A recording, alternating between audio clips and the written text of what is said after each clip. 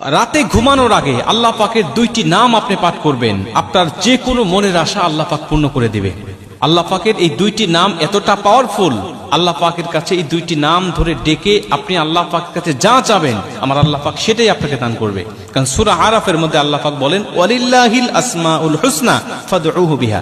যখন কোনো ব্যক্তি আমি আল্লাহ পাকের আসমাউল হুসনা অর্থাৎ আমি আল্লাহ পাকের সুন্দর সুন্দর নামগুলো ধরে আমার কাছে চায়, আমি আল্লাহ পাক তার দোয়াটা কবুল করে নেই, তাকে খালি হাতে ফেরত দেই না। আর এই সূরা ইখলাসের মধ্যে থাকা এই দুইটি আয়াত, দুইটি নাম আল্লাহ পাকের পাওয়ারফুল নাম। অনেক মুহাদ্দিসদের মত অনুযায়ী, অনেক মুফাসসিরদের মত অনুযায়ী এই দুইটি নাম হলো ইসমে আজম। অতএব এই ইসমে আজম ধরে যখন আপনি আল্লাহ পাকের কাছে কোনো কিছু চাবেন আমার আল্লাহ মুহূর্তের মধ্যেই আপনাকে সেটা দান করবে। এর মধ্যে একটি নাম হলো সমাদ, একটি নাম হলো সমাদ। আল্লাহ পাকের কাছে সূরা ইখলাস যখন আমরা তেলাওয়াত করি তখন বলি আল্লাহুস সমাদ। এই সমাদ নামটা এতটা পাওয়ারফুল, আমরা একজন অগ্নি পূজকের ঘটনা জানি, একটা মূর্তি পূজকের ঘটনা জানি যে তিনি সনাম সনাম বলে তার মূর্তিকে ডাকতেন।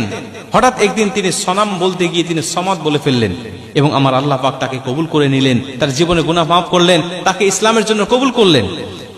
শুধুমাত্র সমাদ নামটা ডাকার কারণে যদি একটা মূর্তি পূজককে আল্লাহ ক্ষমা করে দিতে পারে, তাকে যদি আল্লাহ কবুল করে নিতে পারে, আমরা তো মূর্তি পূজা করি না, আমরা তো এত বড় অন্যায় এখনো করি নাই, তাহলে আমরা যদি আল্লাহ পাকের সেই নামগুলো ধরে যদি ডাকতে পারি তাহলে আল্লাহ কেন আমাদেরকে কবুল করবে না? এজন্য রাত্রিবেলায় যখন আপনি ঘুমাতে যাবেন অবশ্যই উত্তম রূপে ওযুটা করে নেবেন। উত্তম রূপে ওযু করে অবশ্যই ওযুর আগে চেষ্টা করবেন মেসওয়াক করার জন্য। কারণ যে কোনো আমল মেসওয়াক ওযু করার সময় যদি আপনি মেসওয়াক করেন, যে কোনো আমলের পরিমাণটা আল্লাহ পাক বাড়িয়ে দেয়। একটা হাদিসের মধ্যে আসছে যদি কোনো মানুষ নামাজের আগে ওযু করে আর ওযুর পূর্বে যদি মেসওয়াক করে, ওই নামাজের সওয়াব আল্লাহ পাক 70 গুণ পর্যন্ত বৃদ্ধি করে দেয়। অতএব মেসওয়াক করে ওযু করে আপনি দরুদ শরীফ পাঠ করে নেবেন, নবীজির উপরে দরুদ পাঠ করবেন। এক হাদিসের মধ্যে আসছে নবীজি বলেন ওই দোয়া কখনোই কবুল করা হয় না যে দোয়ার মধ্যে নবীজির উপরে দরুদ না থাকে। অতএব আমরা দোয়াটাকে অসম্পূর্ণ বলে নবীজি বলেছেন যে যেই দোয়ার মধ্যে দরুদ থাকে না সেই দোয়াটা অসম্পূর্ণ। অতএব দরুদ পাঠ করে নেবেন, প্রয়োজনে কয়েকবার ইস্তেগফার পাঠ করে নেবেন। ইস্তেগফার পাঠ করে দরুদ পাঠ করে আপনি আল্লাহ পাকের এই দুইটি নাম পড়বেন, একটা হলো আহাদ আর একটা হলো সমাদ। আহাদ এবং সমাদ এই দুইটা নামই কিন্তু সূরা ইখলাসের মধ্যে আল্লাহ পাক বর্ণনা করেছেন। কুল হু আল্লাহু আহাদ আল্লাহু সমাদ। এই দুইটি নাম পাঠ করে করে আপনি রাত্রিবেলায় ঘুমিয়ে যাবেন। আশা করা যায় যে আল্লাহ পাক আপনার মনের সব আশাগুলো পূর্ণ করে দিবে, আপনার মনের সব ব্যথাগুলো দূর করে দিবে।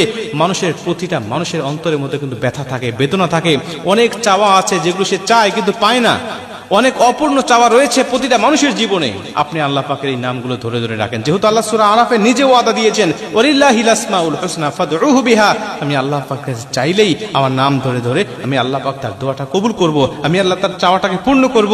সে যা চায় সব কিছু আমি আল্লাহ পাক তাকে দিয়ে দেব।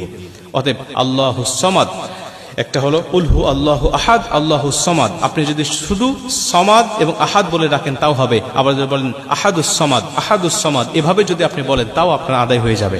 কারণ আমরা জানি যে ইসমে আজম অথবা আসমাউল হুসনা 99টা নাম আল্লাহ পাক বর্ণনা করেছেন, হাদিসের মধ্যে 99টা নাম এসেছে এবং এই নামের যে ধারাবাহিকতা, এই নামের ধারাবাহিকতার সময় আমরা দেখেছি আহাদুস সামাদ বলে এখানে ধারাবাহিকতা রক্ষা করা হয়েছে। অতএব আপনি আহাদুস সামাদ বলে যদি আল্লাহকে ডাকেন তাও আপনার হকটা আদায় হয়ে যাবে। এভাবে আপনি কন্টিনিউ আদায় করতে থাকেন, কন্টিনিউ আপনি পাঠ করতে থাকেন। আমাইয়া তাওয়াক্কাল আলাল্লাহি ফাহু হাসবু। আল্লাহর উপরে পরিপূর্ণ তাওয়াক্কুল করে যখন আপনি কোনো ইবাদত করবেন, ওই ইবাদত কখনো ফেরত হবে না, ওই ইবাদত কখনো আল্লাহ পাকের দরবার থেকে ফেরত আসবে না, অবশ্যই আল্লাহ পাক কবুল করে নেবে।